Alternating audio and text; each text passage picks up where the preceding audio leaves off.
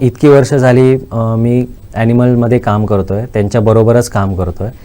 तर लिटरली ज्यावेळी आम्ही, म्हणजे आता तुम्ही म्हणताय की मी एवढ्या कुत्र्यांमध्ये फिरत असतो, आजपर्यंत मला एकाही कुत्र्याने नख लावलेला नाही किंवा मला डॉग बाईट झालेला नाही.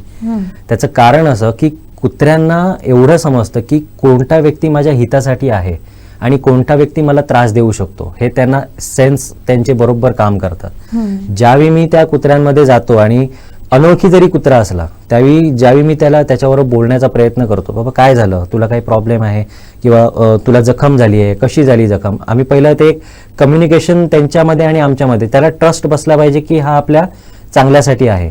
मग आपली जी बोलण्याची जी भाषा आहे, आपण शांतपणे बोलतो. मी जर तुमच्यावर चिडून बोललो, तुम्हाला लगेच समजणार की हे चिडलेत. मी जर तुमच्यावर शांतपणे बोललो तर तुम्हाला समजणार की हे शांत एकदम कामली बोलत आहेत.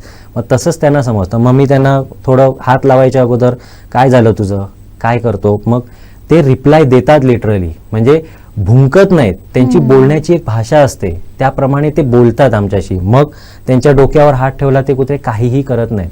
मग आम्ही हळूहळू त्यांच्यावर हात फिरवून आम्ही त्यांच्या त्या जखमेवर ट्रीटमेंट करणं, त्यांना IV लावणं, या सगळ्या गोष्टी आम्ही ऑन द स्पॉट रोडवर करतो. कारण सिंधुदुर्गामध्ये आपल्याकडे अशी पुरेशी जागा नाही आहे जिथे आपण त्यांची ट्रीटमेंट वगैरे करू शकतो. आम्हाला ज्या काही ट्रीटमेंट्स वगैरे आहेत त्या ऑन द स्पॉट रोडवरच आम्ही ट्रीटमेंट्स वगैरे करतो. तर त्याच्यासाठी आम्ही जे त्यांच्याबरोबर बोलतो ते आम्हाला प्रतिसाद देतात, आमच्याबरोबर बोलतात. आणि जसं आहे की ॲनिमल कम्युनिकेटर एक हे आहे, त्या प्रकारे कुत्र्यांशी बोलणारे आणि त्यांची भाषा समजणारी सुद्धा आपल्याकडे लोक आहेत. तर त्यांच्याकडनं सुद्धा आम्हाला भरपूर मदत होते.